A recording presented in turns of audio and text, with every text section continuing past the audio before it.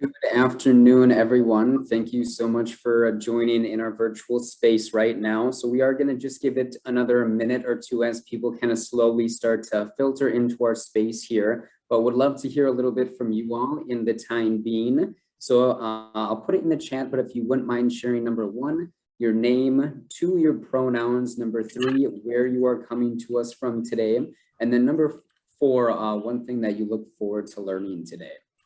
And again, I just threw that in the chat for visual learners as well.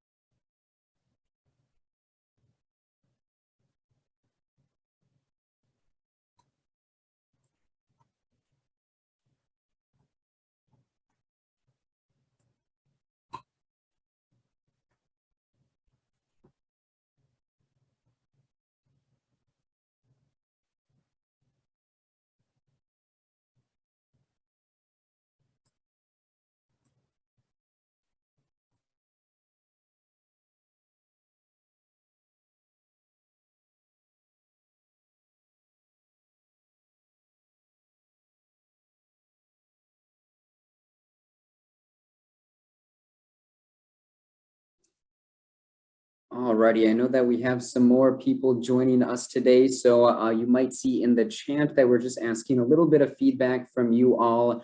So just asking what your name is, your pronouns, where you are joining us from today, and then one thing you are interested in learning about today.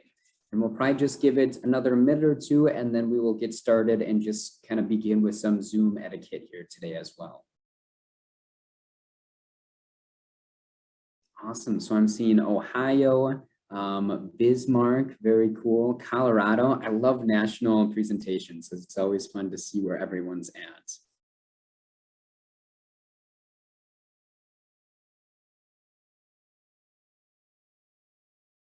Up in Grand Marais, I am actually going to go visit Grand Marais this summer. I'm super excited for it. So that'll be my first time going way up north in Minnesota.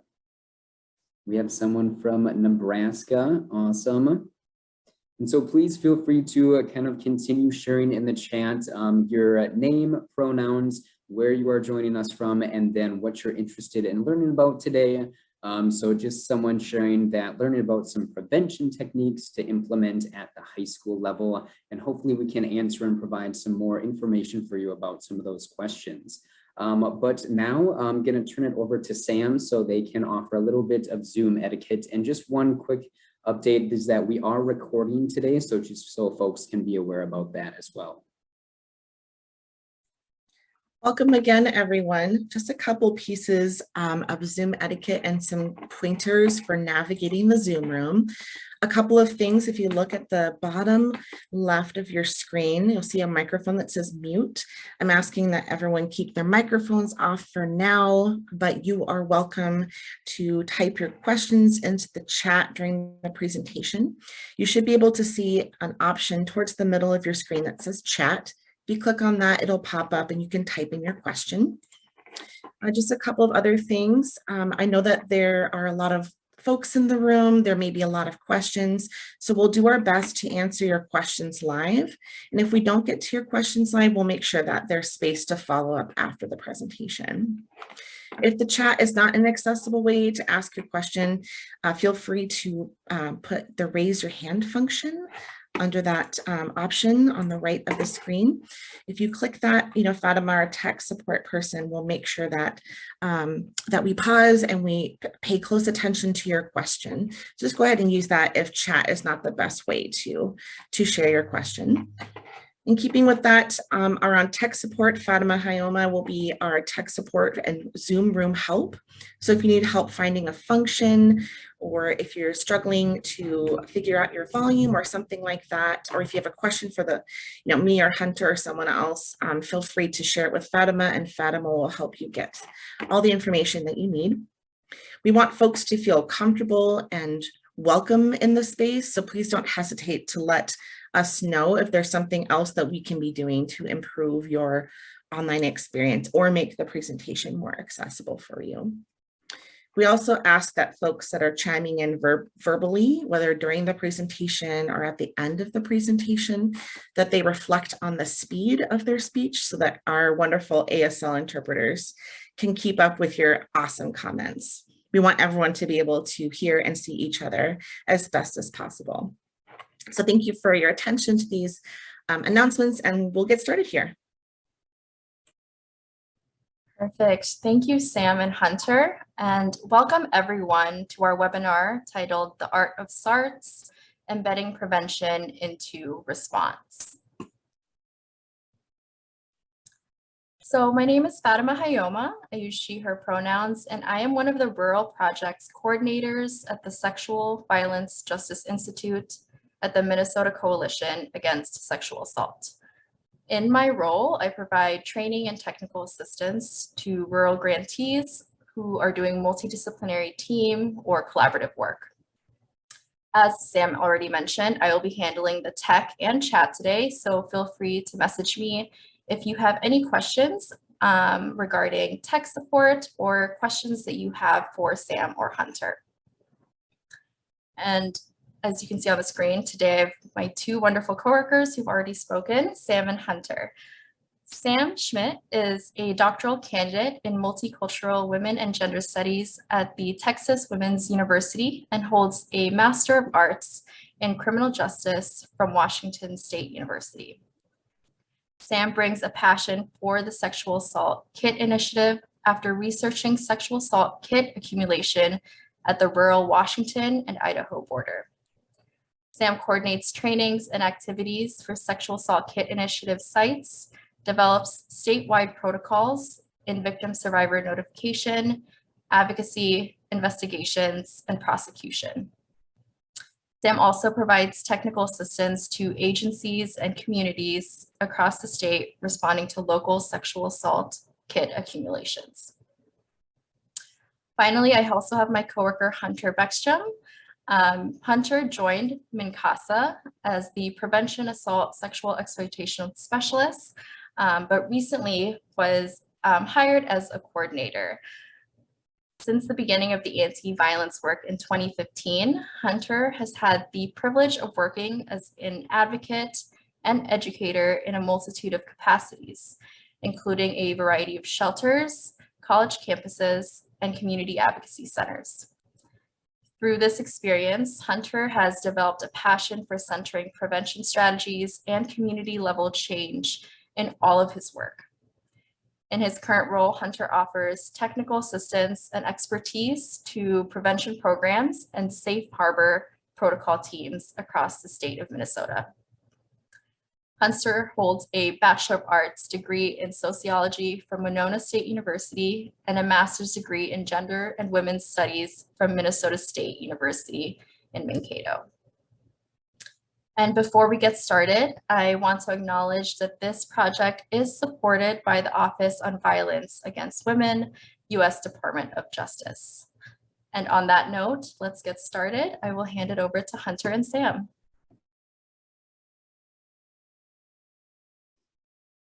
Thank you so much for those wonderful introductions, Fatima. So as always, just wanted to start off again saying thank you so much for folks being in this virtual space currently and for folks later on watching the recording as well. But just wanted to go over some brief objectives for our training here today.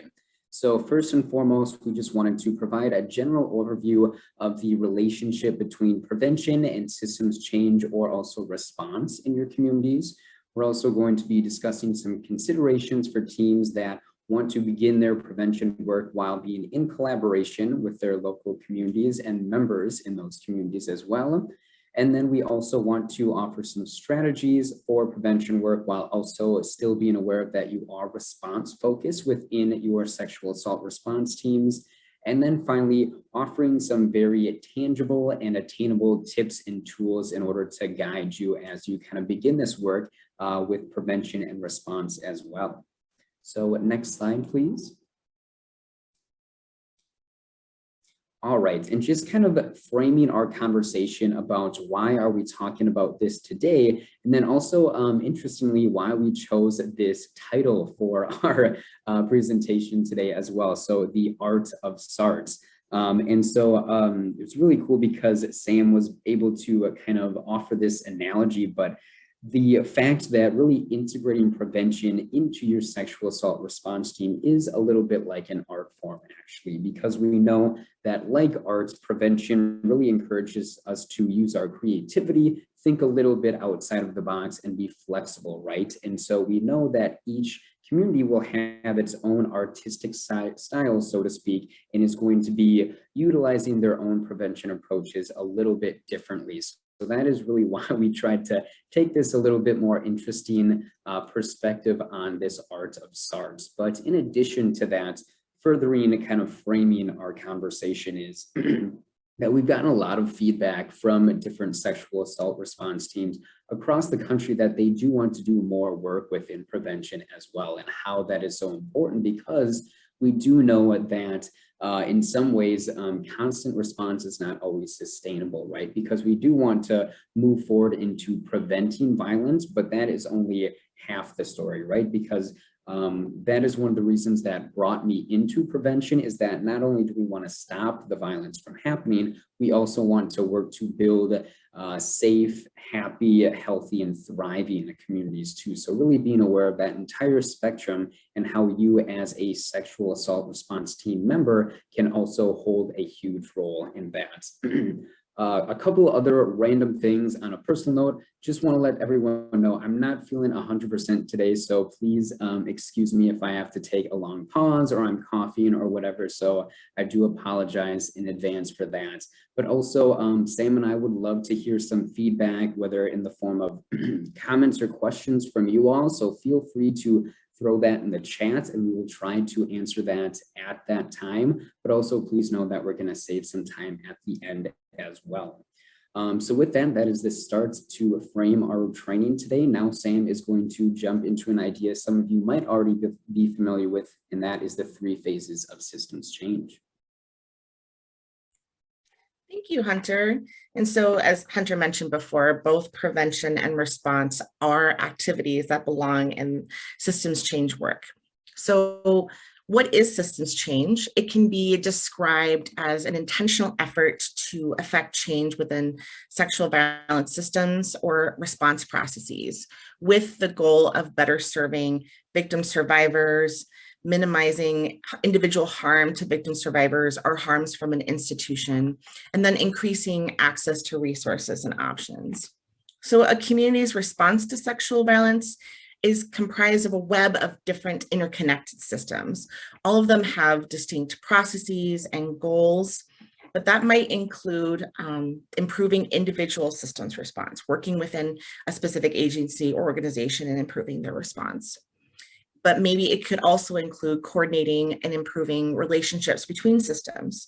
So how are advocates working with prosecutors, or how might advocates work with investigators? We're looking at the relationships between systems and institutions. We might be enhancing strengths and addressing areas of improvement, whether that be between different systems or within our own system. Always, as part of this process, we're ensuring support and engagement for victim survivors within a specific response or across disciplines. And then finally, systems change is a process of continuous improvement. We're always assessing our work and exploring ways to stretch and strengthen the work that we're doing. And so we'll talk a little bit about that continuous process in the next slide. So Minkasa uses this circular 3-phase cycle to describe the systems change process. So starting over on the right side with the magnifying glass, phase 1 is called assessing the status quo. In phase 1, we're looking at the situation as it currently exists. At this phase, we're focusing on understanding our current activities and how our response practices work right now. We might be asking questions like, what does the response look like now? How do our disciplines work together? Who are we working with, and who are we actually serving? So we're assessing the current status as it is right now. Moving down to the second phase with the wrench and hammer, says make the change. During phase 2, your team is analyzing the information you collected in the first phase.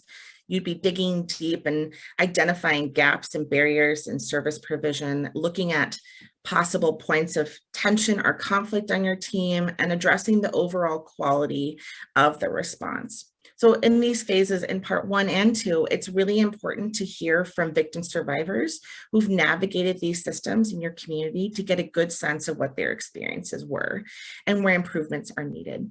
So in this phase, you're making targeted changes based on what you hope the response should be looking to the future. And the third phase, sweeping up to the left with this upward moving graph, is measure the change. The third phase is really important to the change process. And it's also a phase that tends to get neglected the most. And that's to evaluate how the changes you've made are actually working. Once you put new protocols or practices into place, you're going to want to know if they work the way that they are intended to work. Does the change that we make in our practices make the process easier? Is it actually minimizing harm? Are we actually preventing violence? Are systems professionals responding the way that we want them to? Those are the kinds of questions you might be asking at this phase. So this was just a brief overview of that systems change process. We'll be visiting each phase a little bit more specifically in the slides to come. And then we'll talk a little bit about how you can integrate prevention in any one of those phases.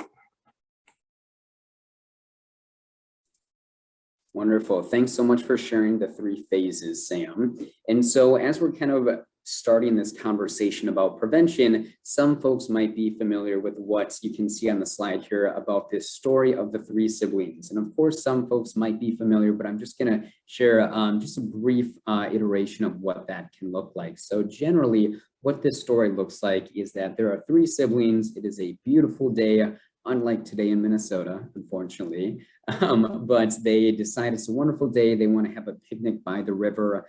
They're just about to sit down and eat their lunch, but all of a sudden they are hearing someone screaming for help. And then one of the siblings jumps up, sees that there is someone being swept away and drowning in the river. And their first act is to run over to the shore, dive into the river, and then bring them to shore. And that person is so incredibly thankful. But all of a sudden, all the other siblings are seeing dozens and dozens of people being swept away and drowning in the river. And so again, that very first sibling decides to do the same thing, jumping into the water, bringing the people to the shore one by one.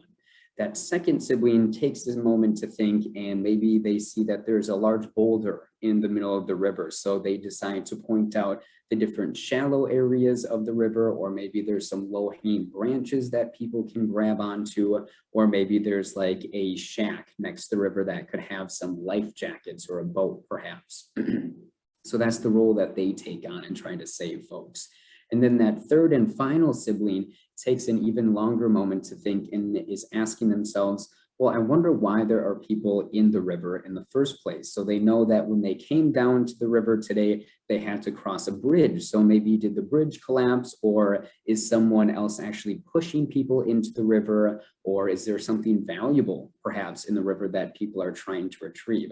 But that third and final sibling is trying to figure out the root cause of that problem. And so typically when we're talking about this in a prevention lens, we're encouraging people to move upstream, and that's kind of that perspective we take in terms of prevention. So trying to find the root cause of the problem. However, I think it's very important that all 3 siblings in all their different roles are very important along this entire process, right? And so hopefully that offers a little bit of backstory if folks are not familiar with the story of the 3 siblings. But now we're actually going to go into the next slide and break down each of these siblings and the role that you might find yourselves in relationship to one of these siblings. So first and foremost, when we're talking about these siblings as systems professionals on a sexual assault response team, our first sibling is often that of the direct service advocate. And so oftentimes folks on a SART might find this to be the law enforcement officer, or perhaps the advocate that reports to a sexual assault nurse examination at the hospital perhaps. But the main goal for this direct service advocate is to support the victim or survivor, to explain options for that person, to help them navigate systems, to empower them, and generally just assist them into that immediate harm or that immediate experience that was going on. And this is very important because as the first sibling or the direct service advocate, this is kind of mitigating that immediate harm and on a very small level, whether that's with that individual victim or survivor or their family as well. So jumping in to the second sibling, or what we call the systems change advocate, oftentimes that is a lot of folks on the sexual assault response team, of course. And so the goal of this person is to promote change through collaboration, to challenge different systems in that community, to support visions, and then also to educate the broader community.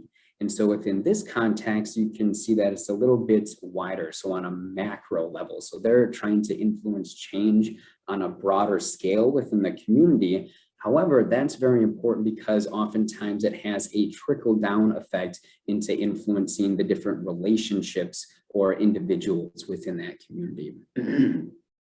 And finally, we have the third sibling, who is what we call the prevention advocates. And of course, the goal for this person is to really address some root causes, to educate the community, to create policies, change environments, and challenge harmful norms as well. And this is extremely important because it really shifts beliefs and attitudes away from a harmful environment to instead creating a safe, thriving, and healthy community again. Because not only, again, as I mentioned before, not only do we want to prevent the violence from happening, but we also want to create safe communities.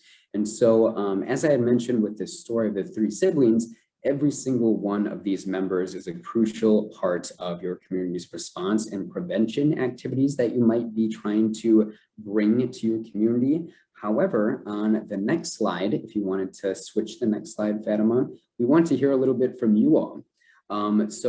Is there a potential sibling or a role of that sibling that you resonate with, or do you see yourself as one of these siblings? So we'd love to hear a little bit from you all. So if you wanted to chat in that, I see myself as the third sibling or the prevention advocate. We'd just love to hear a little bit from you all and some of the work that you might be doing currently in your general community or on your actual sexual assault response team. Just sort of reflecting on the work that I do, I work for the Sexual Assault Kit Initiative, and I see myself as doing both systems change and prevention. But we'll talk about that in a minute. Yes, and thank you so much for sharing that, Sam, because oftentimes we might be wearing multiple hats, or we might have multiple responsibilities that flow into multiple of these different siblings. But looking at the chat here briefly, some folks are saying that they resonate with that first sibling because they work in a shelter for domestic violence and sexual assault victims. Someone else is saying that second sibling, so that systems change advocate. Another person as that direct service advocate. Awesome. And again, it sounds like somebody else is saying kind of a combination of two of them or even all three of them at the same time, again, depending on your role as well. Awesome. Well, please continue on sharing in the chat. Again, we really appreciate all the feedback and how engaging all of you are. But just to reiterate again that it's so very important, the role of all of these siblings or of all these professionals, because every single one is needed in response and prevention within our communities.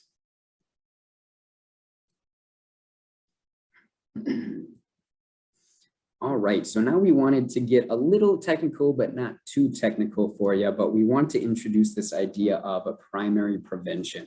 And so this is essentially efforts that focus on preventing violence before it ever has the chance to occur in the first place. And of course, this means before someone causes or experiences harm as well.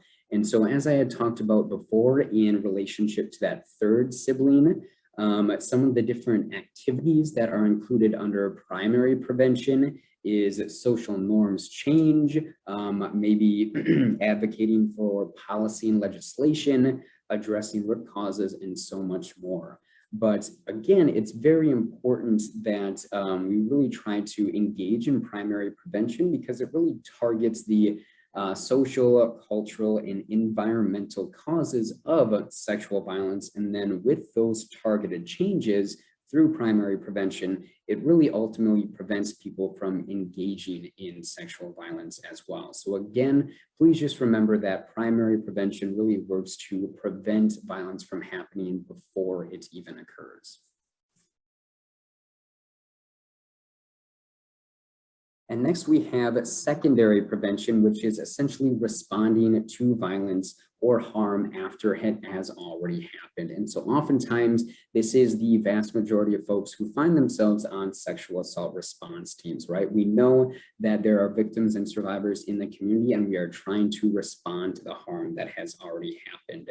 So of course, this can look like addressing potential vulnerabilities that put people at risk from experiencing further or additional harm. It can look like preventing re-traumatization or taking some measures that actually further, prevent people from actually who have done harm from harming again. And one thing that I do want to bring up is this idea of a third or tertiary level of prevention. This is again very similar to secondary prevention because we're responding after sexual violence has happened, but this is more of a long-term approach. So for example, when it comes to victims and survivors, that might be encouraging programs that again reduce the risk of violence. So looking at training programs in terms of greater financial wealth or perhaps getting housing, things like that. But then in terms of people who have done harm, this could look like court mandated treatment or counseling, for example. But overall, when we're talking about prevention, two main factors are within this. Number one, looking at primary prevention, that we are trying to stop violence from happening before it ever happens. And number two, secondary prevention is trying to respond once it has already happened. And of course, we know that even though folks who might be on sexual assault response teams really focus on the secondary level of prevention, we can still learn about the activities or tactics of primary prevention and try to blend some of these to do both at the same time. And we're going to be talking about that more throughout this presentation as well. But now Sam is actually going to talk about a really awesome analogy that kind of helps us understand how prevention and response can be in relationship together. So prevention and response can sometimes seem like two really different things. And I like to use the bicycle as an analogy because they can actually work together and happen at the same time. So like the wheels on a bicycle, here the back wheel is prevention and the front wheel is response. And in general, the wheels provide movement and direction for the work that we do. We're all pedaling forward. We're all dedicated to stopping violence and wanting secure resolutions to sexual violence cases. While prevention's goal is to get the root causes of violence, response directs how we move towards victim survivors in the present moment. Ideally, the victim survivors should have their hands on the handlebars. Our victim survivor-centered practices then sort of define the direction of our work because it's in collaboration with them. At the same time, we could be changing norms where victim survivors have been included or centered in that process. So the relationship between prevention and response is much more intimate than we might think. And at the same time, we're always keeping prevention strategies in mind. As we respond to violence, we're looking for ways that we can come full circle, reacting to past harms, and then trying to prevent harm from happening again in the future. And a lot like learning to ride a bicycle, it's kind of challenging at first, but can be very rewarding as you move further along in combining these different strategies. And so primary prevention and secondary prevention can be considered mutually constitutive. So that just means that they can happen together at the same time and they bolster each other's work. They strengthen each other's work. As we know, primary prevention attempts to get the root of the problem and stop the cycle of harm altogether. Secondary prevention may have positive effects that can lead to primary prevention elsewhere or for other groups of people or in other spaces. So secondary prevention may not have stop harm before it happens, but drawing attention to it, studying it, and responding to it can promote primary prevention work elsewhere, right? Or for future work. So they're considered mutually constitutive. Secondary prevention can look like addressing the vulnerabilities that put people at risk for experiencing additional harm. It can look like preventing re-traumatization, preventing people who harm from harming again and keeping them accountable, and then rebuilding and restoring relationships after that harm occurs. And then we use that wisdom and that knowledge from that process to make improvements to our communities. So all those activities can look really different, right? That can look like promoting community cohesion or community building activities, making changes to physical environments like increasing accessibility for people with disabilities, education awareness efforts that address myths or increase understanding of resources and options if violence occurs, meeting basic needs, supporting grassroots organizing, or petitioning legislators to support policy change. Prevention can happen in many different places and take many different shapes. And we know that a variety of other issues intersect with sexual violence, and we can be really effective when prevention is integrated into diverse places and efforts. All of them are useful and needed and can lead to better understanding and integration of primary prevention. Thank you, Sam. And a little bit later on, I'm actually going to talk about how sexual violence prevention really intersects with other different strategies and other forms of violence as well. So very excited to share a bit about that.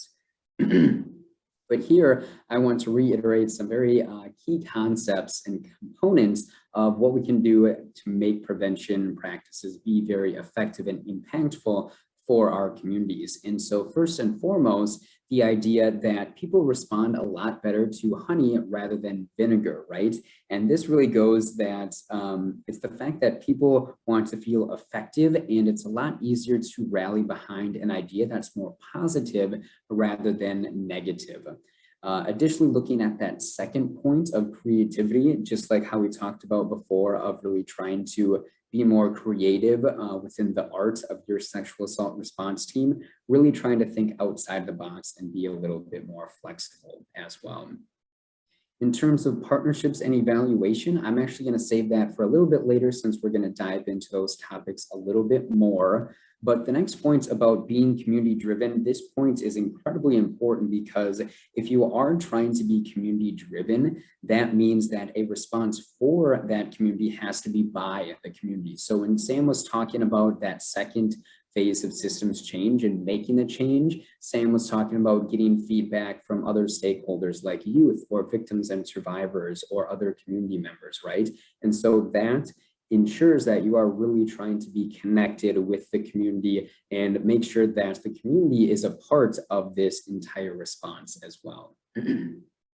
Finally, this idea of making sure that you're balancing evidence-based practices and then also some promising practices as well. And this is very important because there are research-based evidence strategies that are out there, so we know that they actually work. So ensuring that you are utilizing some of those strategies from, for example, the CDC, or perhaps trying to identify again how every single community and your approach might look a little bit different, trying to imbue some of those practices that can potentially reach more unique populations or populations that you haven't reached out to, and try to identify what might be a little bit more interesting or can work a little bit more in depth in that area as well. But overall, just try to keep some of these main key concepts in mind in order to be more impactful with your prevention tactics as well. Can I add something to that, Hunter, if you're open to it? Yes, please, Sam. Yeah, when you balance evidence-based practices with promising practices, we know that evidence-based work, when it's published, tends to lag behind a few years. And so what might have been effective 3 or 4 years ago for community, it might have evolved or shifted. And so we're always looking at that horizon as what information do we know is promising, that shows promise or shows potential, but may not actually have like evidence. So balancing those two things, that we don't want to be so behind that we're not being effective, but we also want to look to promising practices as they're emerging. Absolutely. Thank you for that, Sam. And so as again, that Sam was talking about before, we want to come back to this idea of the 3 phases of systems change. So I won't reiterate any of the information that Sam was talking about too much, but again, looking at this first phase of assessing the status quo, this is trying to get an idea of your environment or your approach or your response as it currently exists. So again, some of those main questions that we might ask ourselves are, well, how do we, or what does our response look like? What are some barriers and how can we emphasize or enhance strengths? But what Sam and I are really trying to do with this presentation is to bring a prevention lens to this approach when we're talking about the 3 phases of systems change. So when you are assessing the status quo of your sexual assault response team in terms of prevention, you have to first ask yourself, do we have a lot of expertise in terms of prevention? Are we actually doing prevention already? Because I think it's very important that, as Sam was mentioning before, a lot of people are actually doing prevention without even knowing it, right? So I think first we have to kind of turn on the light bulb that we are doing this work in the first place. So on the next slide, actually, we want to, again, get some more information from you all. So just generally in terms of your own community or your sexual assault response teams, do you have any goals for prevention within your team or community? But then perhaps if not, what are some current prevention efforts going on in your own communities as well? Because obviously you are all experts in your field, so we'd love to hear a little bit of information, what you might already be doing in your role or in your community as well.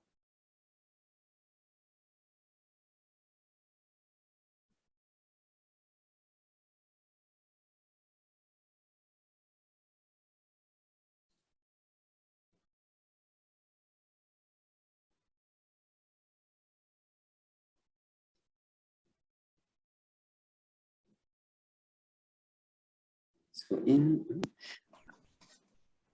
Just all Ellen right. shared partnership between DOH and rape crisis centers on prevention. So building a partnership, it sounds like. And I do think someone just did try to unmute for a second, so I'll give another brief pause if that person wanted to unmute again.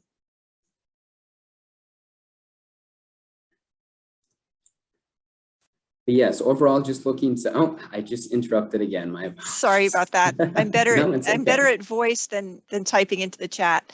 One of our goals is around problematic sexual behavior in children. So our goal is to do more education of healthy and natural sexual behavior in children in order to prevent the need to respond. Absolutely, and thank you so much. So really trying to do some of that education in terms of course, people who might, obviously we think about healthy relationships or consent or bystander intervention, but also trying to get some information about people who might be doing some harm in the communities as well. However, knowing that for one, April is Sexual Assault Awareness Month as well. I know that a lot of sexual response teams in Minnesota are trying to do some community events as well. So really trying to hear directly from people who have experienced violence in the past, or trying to build some more awareness about that as well.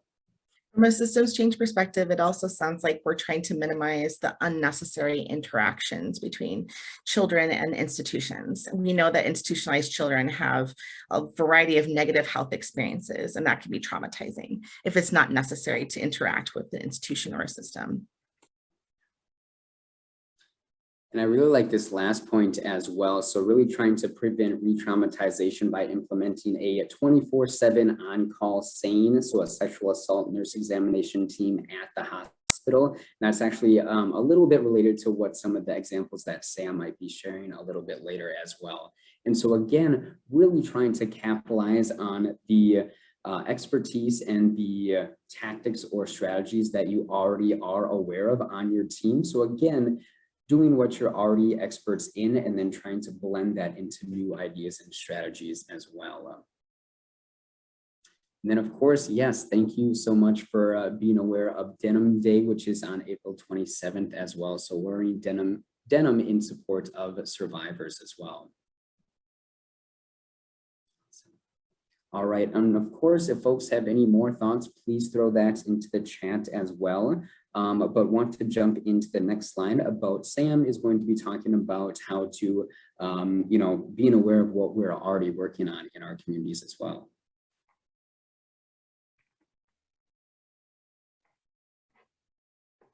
Next slide, please. Thank you. So I know that especially after these kinds of presentations that folks can get really energized and excited about prevention. And sometimes with that energy, there's this belief that you have to start from scratch or start something brand new. But the truth is there might already be prevention that you're doing or other folks are already doing it. And you may not have had the chance to connect with those folks. So I just want to encourage you to use your energy well and don't reinvent the wheel or bite off more than you can chew. See what other groups or organizations are doing. It's okay to ask for their examples and then tweak those examples for your own purposes. You don't have to start over. You can look to other efforts in other organizations. Or you can connect with groups that are already doing prevention work in the community and then ask them how you can uplift and amplify the work that they're doing.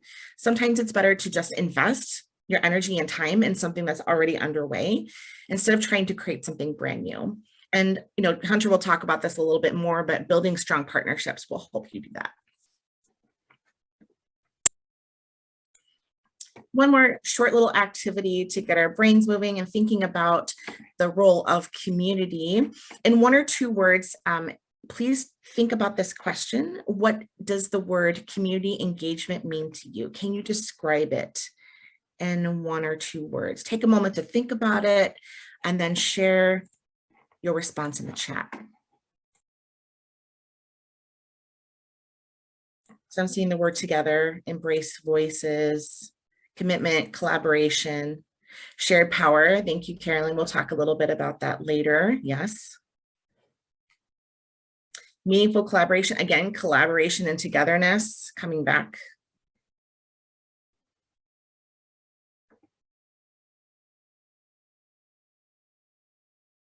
Any others? Kaylee wrote survivor inclusive SART, but I'm not sure if it was meant for me or if it was meant for the group. Yes, survivor inclusive SART. We'll talk about collaborations with victim survivors, definitely. All inclusive, again, this idea of togetherness, inclusion. Just another moment here. Transformative, diverse voices. And we'll get to this idea of transformative a little bit because we're thinking about prevention as a creative energy. How can we create different responses? Diverse voices, yes. And as you keep pouring your reflections in, I'm going to ask Fatima to switch to the next page. Now take a moment and reflect on 1 of the 2 words that your colleagues and your peers share with you. What contributions are you appreciating? What patterns are you noticing? You can feel free to just sort of keep it to yourself or share in the chat what you're noticing across all of your colleagues' responses.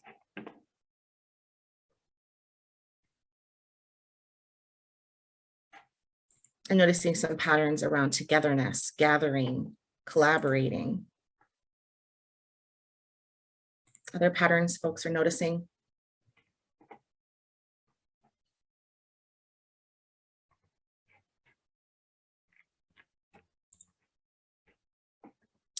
Continue to keep thinking about it, holding it in your mind. And I'm going to ask Fatima, a co-creation. Yes, great. There's this idea that collaborations have a production process that's together, right?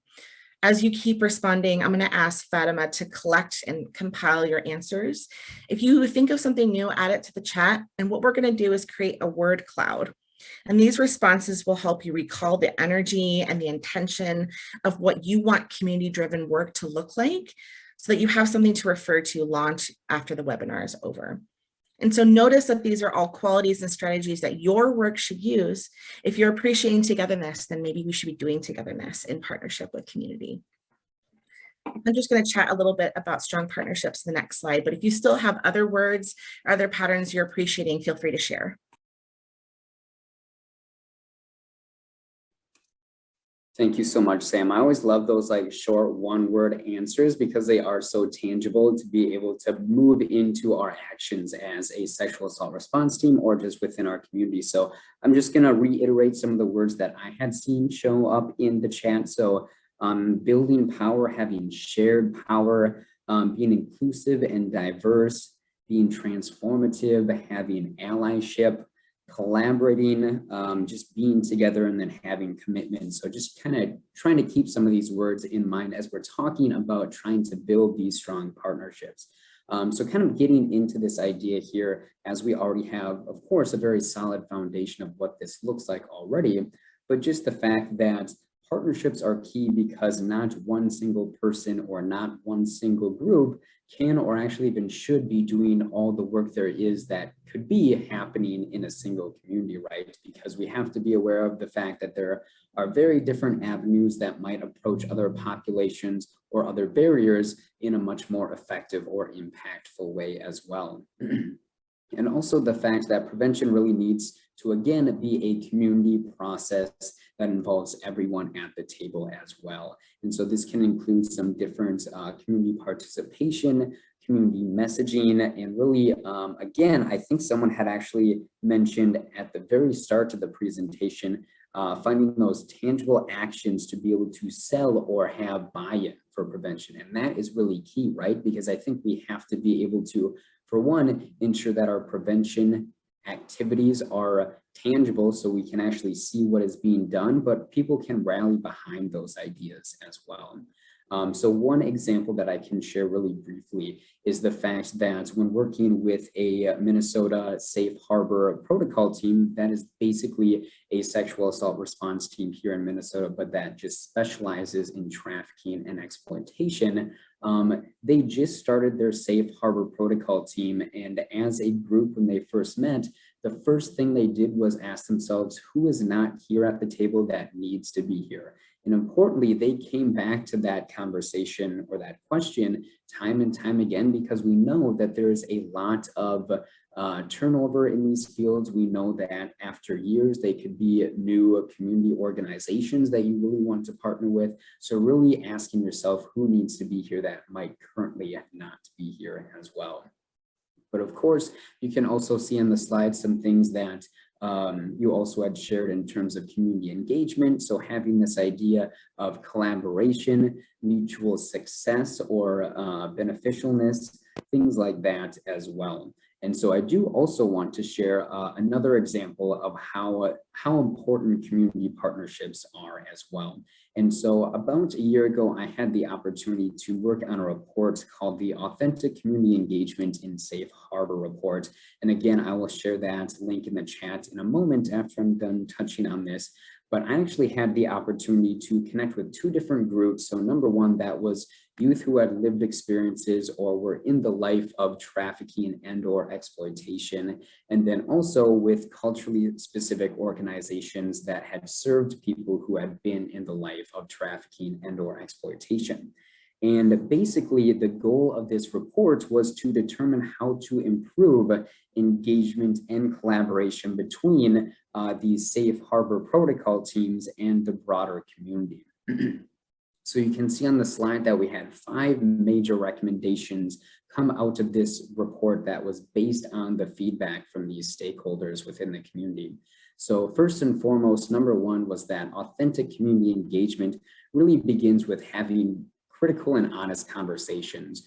And so a part of this is also a part of some of the other points, but the fact that historically and even today, systems have harmed victims and survivors. So we might have to, as systems in our community, repair some harm that has happened in the past. And we have to be honest about that, right? So really coming to terms with harm that was potentially done and show through words and actions that we actually want to repair that and create an improved environment for victims and survivors.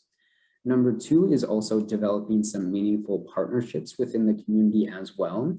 So some of the feedback that we had received from, for example, youth with lived experiences or culturally specific organizations is that Some mainstream organizations or other groups would seek out information from the youth or these programs, but there was no type of mutually beneficial exchange between these groups. So oftentimes this mainstream organization would just extract very important information from youth, for example, without compensating them for the wisdom that they shared. And we really want to ensure that all of these relationships, that there is a mutual benefit between all parties involved, and that it is an equitable exchange as well. So we'll talk about that a little bit more in the future as well. Number 3 is talking about basically a communication feedback loop. Sorry, before I say that, Sam, I think I saw you unmute. Did you have something you want to share? Okay. I apologize. I was excited. Okay. No, I'm all for the excitement. It's all good. But again, in terms of the communication feedback loop, we're talking about, of course, your sexual assault response team might have some fantastic, amazing ideas, but if that information does not go from the team to your home disciplines to all facets of the community, it's just going to sit in that space and not take any action. So we're ensuring that that's a part of the entire community. Number 4 is that we really encourage folks to really propose for greater allocation for funding of culturally specific organizations. Unfortunately, we know that, of course, so many nonprofits do not have the funds to do the very important work they do, but that can even be more so the fact for culturally specific organizations. And those folks are key because as individuals, we don't have all the potential knowledge there is to know about the dynamics of sexual violence for each and every single community. So that's why we really have to bridge our expertise with our partners to be able to really ensure that our prevention or our response is most impactful. And finally, number 5 is really to boldly work to eradicate white supremacy and systemic forms of oppression. And I actually wanted to share a brief image in the chat with you all. So one moment while I throw that in. Apologies that it wasn't on the slideshow. But if you look at that link I just threw in the chat for you, that is what is called the sexual violence continuum. And this is where I wanted to bring up this idea of the intersections of sexual violence and other types of harm. So you can see on that sexual violence continuum that we have explicit forms of violence like rape, for example, but then going down into the center or the root causes of sexual violence, we have, traditional or rigid gender roles. We have, normalization of violence against certain populations. And at the very center is different forms of oppression. So for example, racism, sexism, ableism, and so many other different forms of harm. So if we really are able to kind of pinpoint types of oppression like racism, for example, we know that sexual violence is inextricably linked to other forms of harm. So if we can also pinpoint those other types of harm, that will also have a reduction in sexual violence as well. So really making sure that we confront these different types of harm as a community to then, of course, create safer communities as well. So that is apologies again that that wasn't in the slideshow, but I do think that's a very helpful resource to see how sexual violence and oppression are linked. So at this point, Sam is again going to dive into a little bit more about these partnerships as well. Thank you. And so what is it that we need to be doing to make sure that those relationships and partnerships are balanced in terms of power distribution? Authentic relationships with community members require that those collaborations are balanced and mutually beneficial. Before engaging with community members, if you haven't done so already, it's really helpful to explore how power is currently distributed on your team. Power imbalances can become like this microcosm of harm, and we want to be able to authentically engage with our communities in healthy and fair ways. And so we might need to do a little bit of work internally before we do some of that. So thinking about power, it can be implicit or explicit, but power shapes how teams understand the nature of violence, how they make decisions, and ultimately affect change in their communities. And ideally, different contributors should share power and explore what structures make the most sense for everyone. I've seen teams structured in a variety of ways, but it's always really interesting who naturally tends to lead based on their discipline. So just being really thoughtful and reflective about how we tend to lead or are formally structured to lead, and what are the tension points or unspoken norms within our own teams. So questions you might want to ask: who is leading or co-leading? Is there a formal structure to leadership? Do certain people just tend to lead implicitly? And if so, how can we share power differently if that's not helpful or not working for everyone? You may want to look at what disciplines are represented and who is present at your table. So do you tend to have a lot of one discipline or another? Are there people who should be with us who aren't part of a formal discipline that we would normally include in our team? Who needs to be here to address this issue or to engage in prevention efforts in a really effective way? Your team might want to think a little bit about how feedback is given or received. How do people make decisions after feedback is given, and whose feedback is solicited? What are the impacts of these internal practices ultimately on victim survivors, particularly marginalized community members, even if they're not on the team? I see there's a question from Kaylee Gilbert. Any recommendations on who should or shouldn't lead? Is it better to have steering committee with all disciplines leading? Hunter, do you want to help me respond to that question? Absolutely. Yeah, I think it is very important to be able to, for one, be aware of the diverse perspectives that, for one, either may not or may very well be a part of the current team overall. So ensure that you have a diverse perspective of those different lived experiences and roles and identities, ensuring that you have some victims/survivors or community members or youth that you are ensuring that you are getting that direct feedback and leadership and wisdom from. But also we have to be aware of, who can facilitate some of these important partnerships as well. So, maybe there is someone in the community that has a lot of influence or is really good at developing some of these partnerships. So seeking the expertise from that individual can be incredibly helpful as well. But again, ensuring that if you have just a small team, so maybe it's 3 to 5 members that can really lead this, or again, because it's going to be different for every single community, whether you have a dozen people on your team or, within the Twin Cities Metro, we have folks that have like 40 to 50 people on their teams, and they are within different subcommittees as well. And Sam, did you have any thoughts on that as well? Yeah, so I work in a very different arena than Hunter. Hunter works in primarily prevention and community engagement, and I work in systems change. So I work primarily with law enforcement, detectives, systems advocates.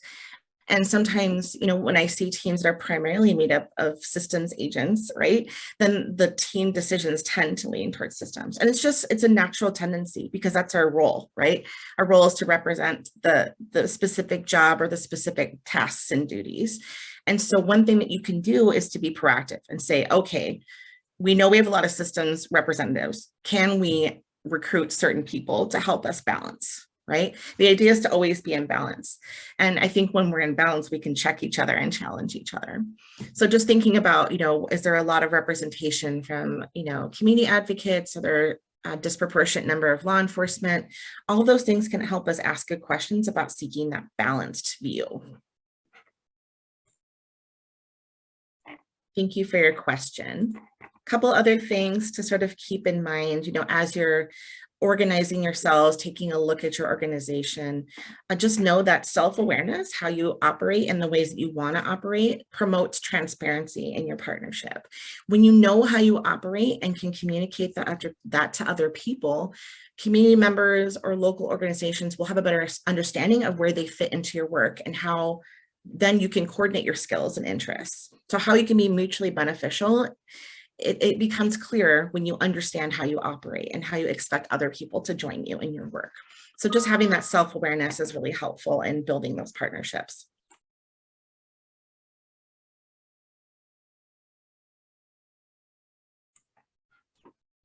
We're going to move into talking a little bit about equitable exchanges in the next slide, please.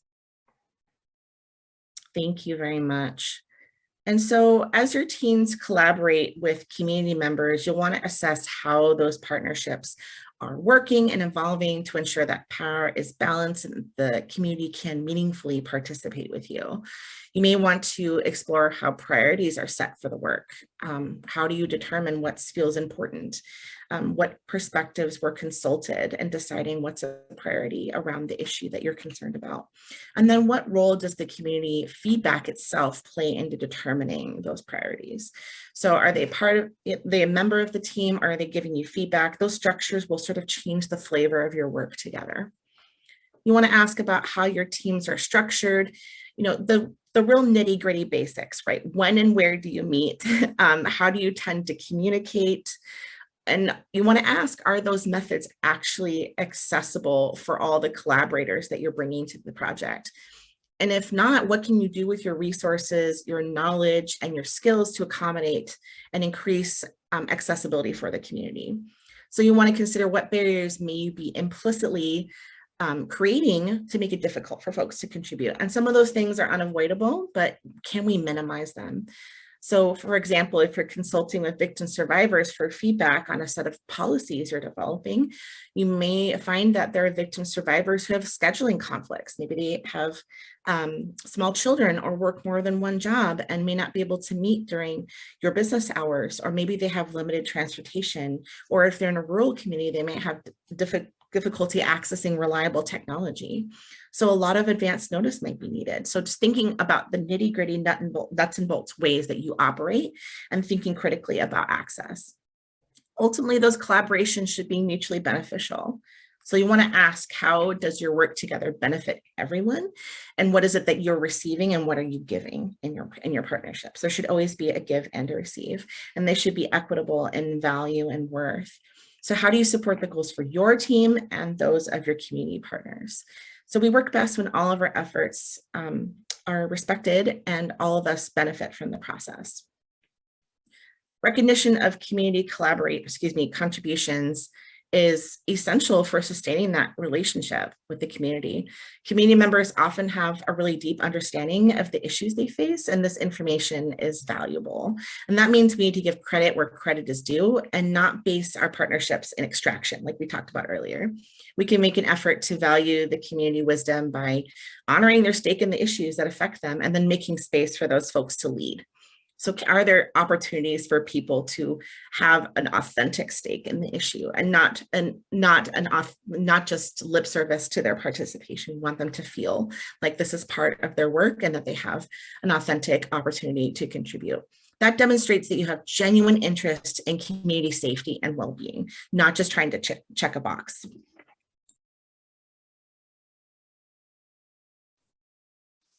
All right, folks, now we want to go into that second phase of the phases of systems change here, which is making that change. So again, as Sam had talked about before, this is really exciting because this is where team members really, after kind of analyzing, you know, their current reality of their environment or their protocol or their response, now we actually get to make that change. And so here, again, as Sam had mentioned before, that it's very important to get feedback from some of those main stakeholders, being victims and survivors, youth, community members, and more potentially, right? And we really encourage in trying to, again, make sure that's going to be an equitable exchange and trying to compensate folks for that wisdom that you are sharing, that they are sharing with you as well.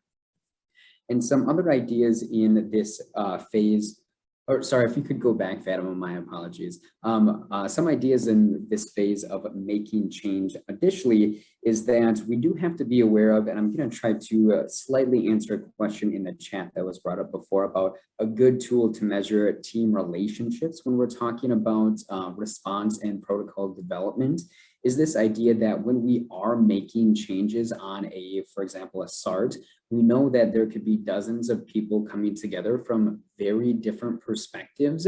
And when they're trying to decide what is best to improve, there could be it's like basically expected that some type of conflict might happen in those spaces. And I want to be very clear that, you know, conflict is not inherently bad, but really it's important that you can have a positive and healthy conflict, because we know that that can really lead to potentially boundaries being set up to ensuring that you are seeking outside engagement from these other folks as well. But that really shows how different perspectives are a part of all of these sexual assault response teams. For example, in terms of law enforcement, they are trying to prevent anything harming public safety, rights, and advocates might be preventing further harm from victims and survivors. So there's a lot of different perspectives a part of these teams, and that can create some difficulty when we are making change. But again, we always want to ensure that we are being victim-centered. And again, as Sam was talking about before, this idea that prevention is driving our response in terms of that bicycle metaphor, we always want to ensure that our approaches to our response is then eliminating future harm, whether in our own systems or within the community as well. And so jumping into the next slide, I wanted to talk a little bit about one example that I can share in terms of implementing change within these ideas as well. So first and foremost, I'll get to the example at the end, my apologies. But the readiness assessment, obviously seeing if you as a team are ensuring that you have a perspective of prevention that you can bring into this team in the first place, and seeing how anticipating if you are ready to be able to make change as a team. Additionally, you want to be able to plan your different timelines and goals of change as well, but please know that it's totally okay to have a change in those plans as well, because we know that a pandemic can happen. We know that a turnover can happen in the coordinator role for a sexual assault response team as well. So really just being aware of some of those practices are incredibly important and as well. And then also this idea that, we have to ensure that you have to follow through on targeted changes and then take action, but also knowing that that final action step can also be the most difficult, because it's kind of scary sometimes to be able to take that step to make the change, right? Because we know that these are some of those promising practices that we talked about before. So we know that even though these changes should be positive, we also have to reflect on if they are harmful to victims or survivors or the community, we still have to go back and tweak some of those changes that have then been implemented into the community as well.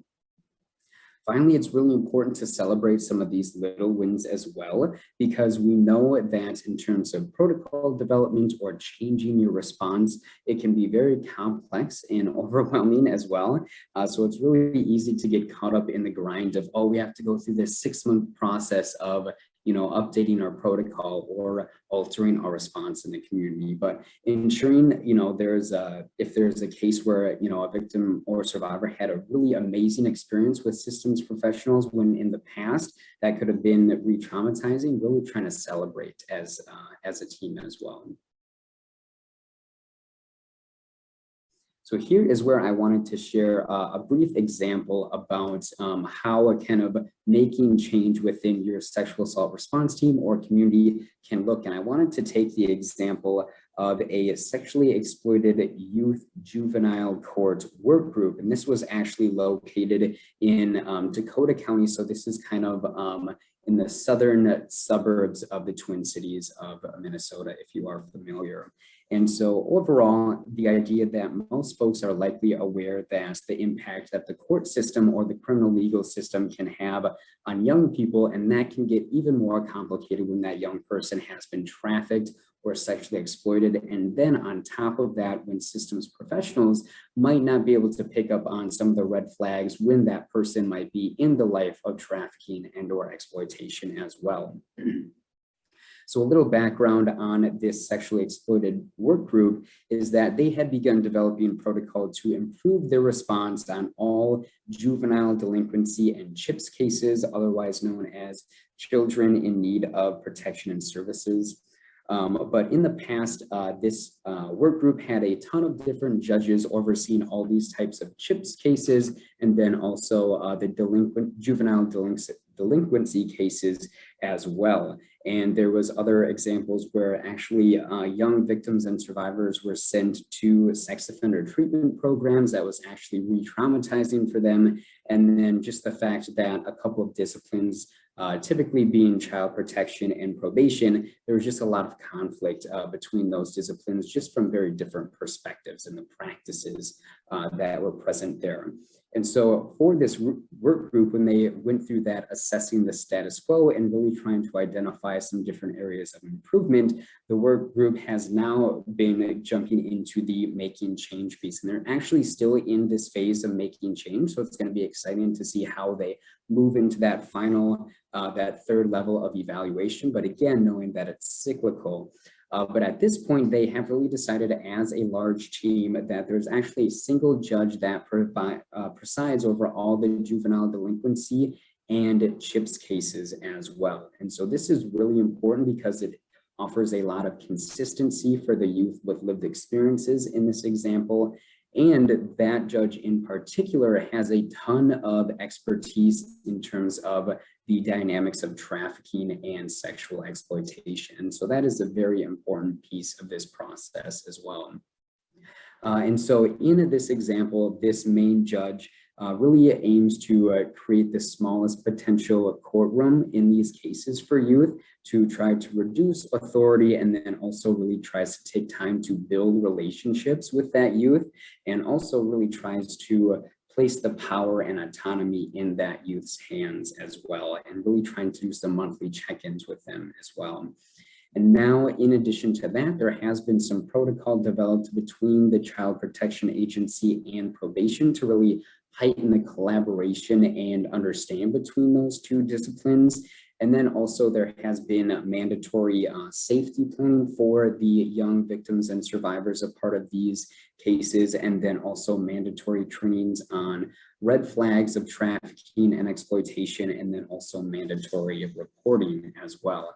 And so overall, I think it's really important because this example really speaks the idea that conflict resolution was addressed and created, so that is no longer an issue with this work group.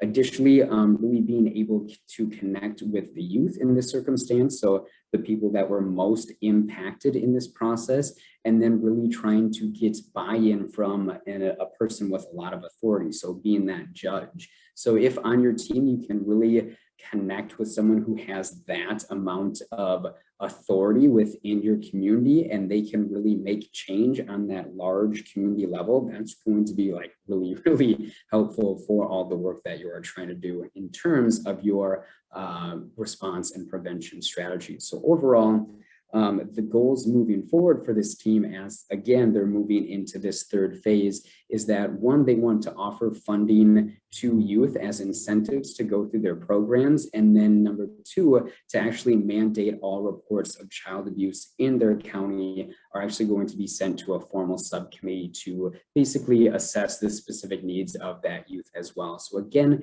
just being aware of even within these small teams, because this was only a judge, the probation and child protection teams, this can be happening on a very intimate level in some examples, depending on your team or community, but you can also branch that out into larger examples as well. So again, they are not fully done with their making the changes within their community. So I would be happy to share more about this if folks are interested. But now Sam is going to be talking about our final phase of systems change here. Thank you. And I don't know if it's a spoiler alert, but these processes are often overlapping and happening at the same time. But our hope is to dive into each one to give you a little bit of sense what makes them distinct.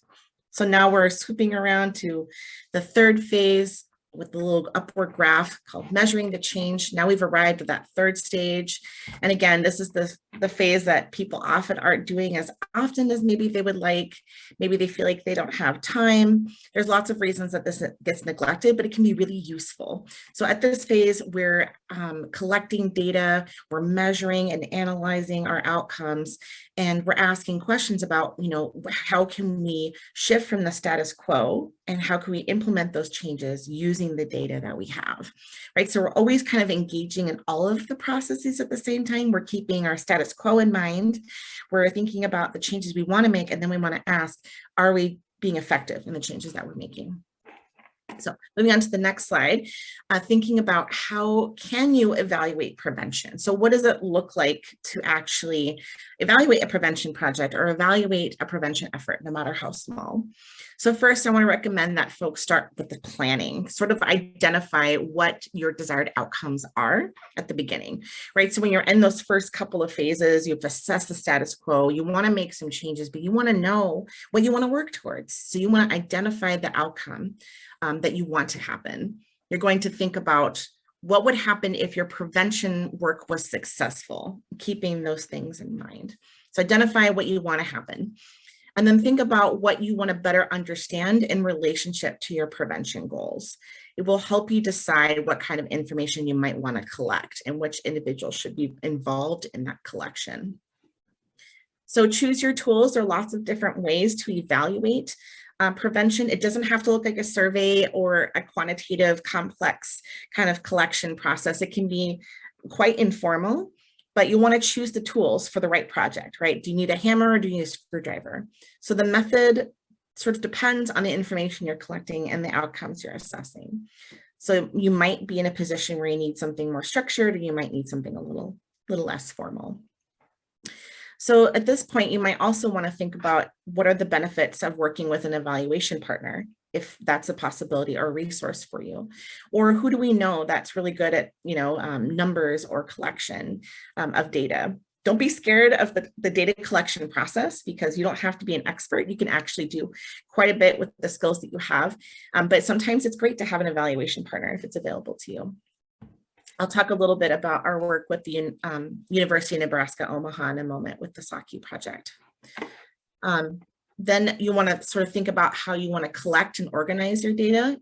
In doing that, you want to keep your original goals in mind. You want to think about whose information you want to collect and how you want to do that, and then how you're going to organize what you collect. What's the best way to connect folks to that process so you can gather the information you need? So you want to think about how you might deliver the data collection process. And then once you've collected your data, you've taken a look at it, you're going to want to bring your results to your team, right? You might have, as an individual person in your role, you might have a specific framework in mind for interpreting the data, but your team members might have a different one that you didn't think about. So together, you'll want to think about how does the data that you collected help you understand whether or not you're able to obtain your desired outcome. So together you can think about how do we want to interpret this data from multiple viewpoints. Discuss it with your team and ask them for their perspectives. Remember to keep an open mind. I get data that I didn't anticipate, and then my team member says, have you thought of this? I have a whole new idea that we could move from, right? What do these results mean for our future practice together? And then once you have that data, you can make targeted adjustments. You can ask, what do we need to tweak slightly or adjust to keep us moving toward our desired outcome? Remember that data analysis and thinking about adjusting our practices is not punishment. It's just part of that continuous process of improvement. We are trying to shift and adjust so we can get those desired outcomes, right? How can we be more effective? If we're not getting the kind of data that we're anticipating, why might that be? Together, you and your teammates can sort of explore what it is that data is telling us from multiple perspectives. So let's take a look at an example of how prevention projects were evaluated. And just as a refresher, I think we need to go back one more, Fatima, I apologize. And just as a refresher, I work for the Sexual Assault Kit Initiative. It's a team project that's focused on statewide efforts to resolve an accumulation of sexual assault kits across the state. So our team, we're really concerned about how resolving the collection of unsubmitted and untested kits were going to affect victim survivors. And we were in the process of actively notifying victim survivors of test results. And we know that there can be a lot of distress associated with those calls if we're not mindful of the impact on those individuals. So as a team, we carefully discussed what we believe were best practices, and we talked to other sites about what they did and sort of came up with a rough way of doing this, right? There's not a whole lot, there's not like a booklet on how to do this. There's no guidelines, right? We're kind of creating the guidelines. So we had these steps that we think are helpful, and we wanted to figure out ways, can we minimize additional harm? Are we doing it the best way possible? How can we notify a victim survivor about this project and the results that they're testing without increasing the chance that we're harming them?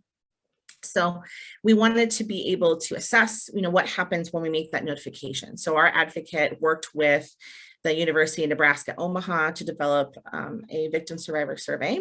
And this is not asking the victim survivor to take a survey when they are notified, right?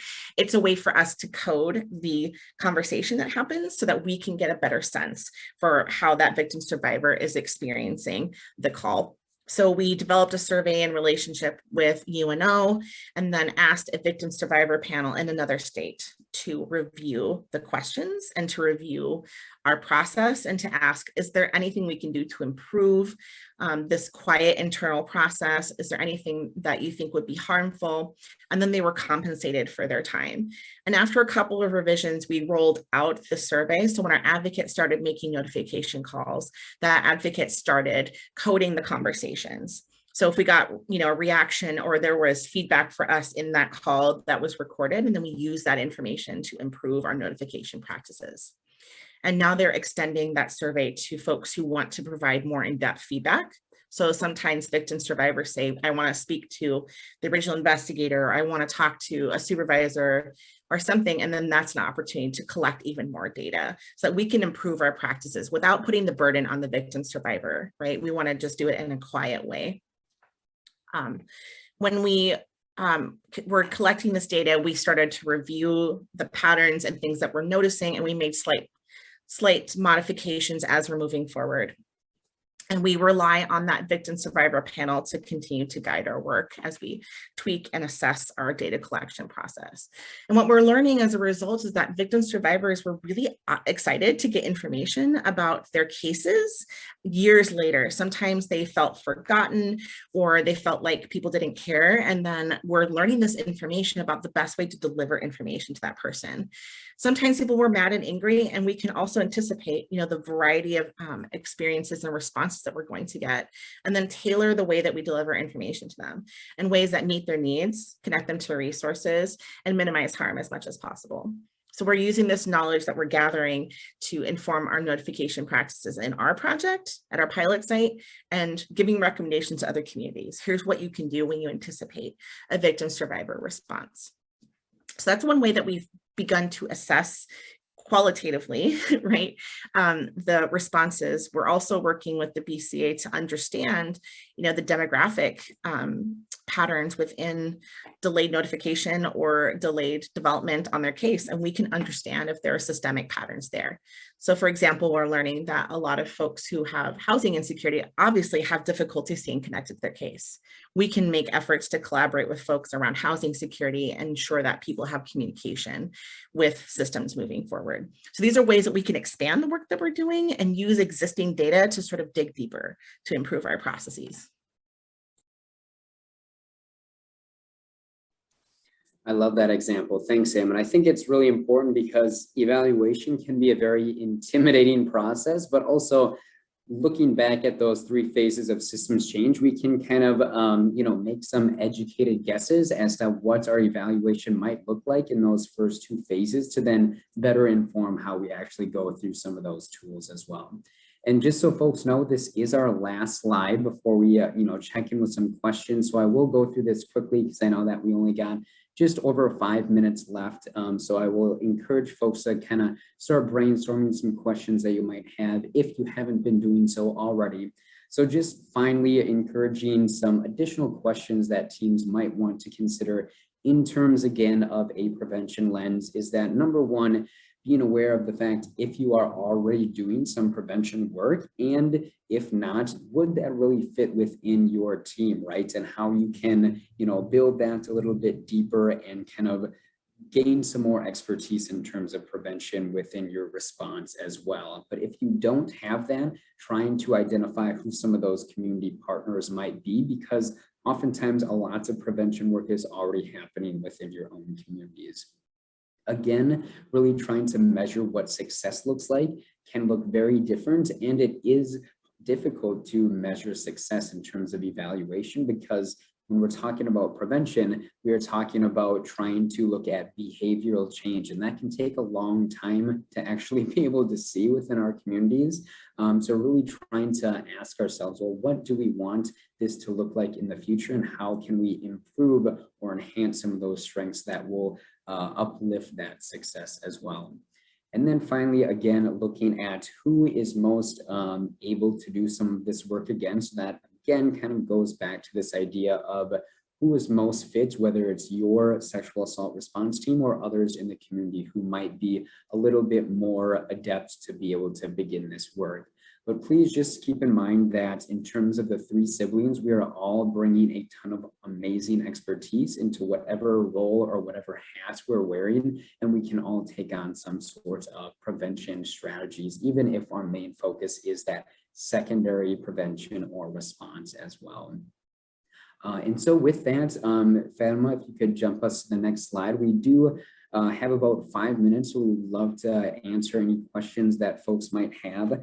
I do think Sam and I were able to answer some of the questions that had initially come up, but I do think we were able to take a good amount of time answering those. But Sam, if you had any other points that you wanted to just send folks off as some last reminders while they think about questions.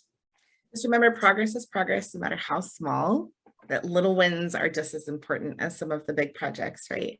And that we're all doing prevention in some kind of capacity, and to not minimize that it's still beneficial. So I'll give an example from my work. There was an investigator that I worked with, and he kept using less than desirable language about particular victim survivors. And I worked on correcting him as often as I could. And eventually he made a slow progress towards changing his language. And then his teammates started changing their language. So don't underestimate those little things that you do, right? That they're still really helpful in terms of changing norms. Mm-hmm.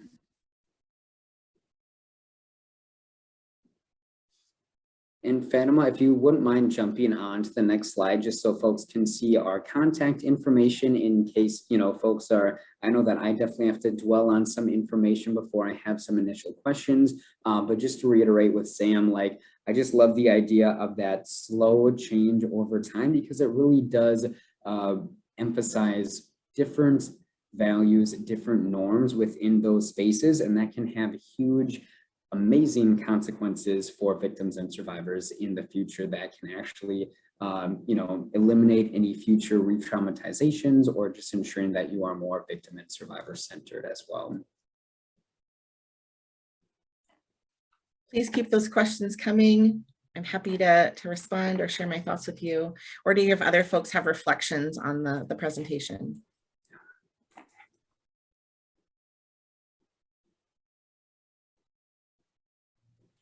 Well, before folks start heading out, I want to remind folks that they can reach out to any of the 3 of us via email if you have additional questions about this presentation or anything regarding rural technical assistance and training. I want to thank Sam and Hunter for joining us here today. Always thankful to and blessed to hear them speak about the amazing work that they're doing in their own projects. In the chat, I'm going to drop a questionnaire. If you could all give us feedback on how this presentation went, that would be really helpful in us developing future webinars and other trainings. And again, thank you, Sam and Hunter, for being here, and thank you to our ASL interpreters for being here as well.